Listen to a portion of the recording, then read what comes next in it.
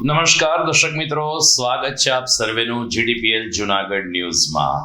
સામાન્ય રીતે આપણામાં એવી છાપ હોય છે કે સરકારી અધિકારીઓ કે રાજકારણીઓ પ્રજાને હેરાન કરતા હોય છે, પરંતુ કેટલીક વખત શિક્ષિત સમાજ પણ એવો નિર્ણય લે છે જેને કારણે ભદ્ર સમાજ મુશ્કેલીમાં મુકાતો હોય છે।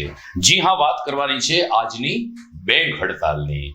શનિ રવિ સોમ 3 દિવસ રજા હોવાને કારણે નાણાકીય વ્યવહાર સંપૂર્ણ ઠપ થઈ ગયો હતો। ત્યારે જ બેંક વર્ક્સ યુનિયને 5 days વીકની માંગણી સાથે હડતાલનું એલાન આપ્યું અને આજે સમગ્ર ગુજરાત અને દેશભરમાં રાષ્ટ્રીયકૃત બેંકો બંધ રહી।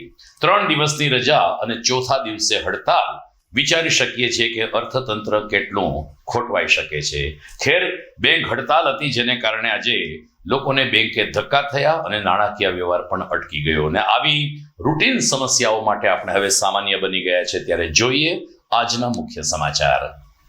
આવતીકાલે મુખ્યમંત્રી જુનાગઢમાં નરસિંહ સરોવરના લોકાર્પણ સહિત 221 કરોડના વિકાસ પ્રકલ્પોનું ખાતમુહૂર્ત અને લોકાર્પણ કરશે। નરસિંહ સરોવરના પ્રવેશ ફી અને નવીનીકરણ અંગે લોકોમાં ઉત્સુકતા। નવાબી કાળની અનેક ઇમારતો ખંડેર બની ગઈ છે, ત્યારે મહાનગરપાલિકાએ હેરિટેજ વોકનું આયોજન કરીને ફરી એકવાર શહેરીજનોની આંખે પાટા બાંધવાનો કર્યો પ્રયાસ। 3 દિવસ પહેલા મોદી સરકારે જેમને પદ્મશ્રી એવોર્ડ આપ્યો તે હાજી રમકડાનું નામ મતદાર યાદીમાંથી કાઢી નાખવા ભાજપ આગેવાને જ કરી અરજી। કોંગ્રેસનો રોષ પણ ચરમસીમાએ અને ભાજપના જ નગર સેવક સહિત 4 ગુસ્સી ટોકના આરોપીનું જાહેરમાં સરઘસ કાઢી ગુનાહિત કૃત્ય બદલ માફી મંગાવતી પોલીસ।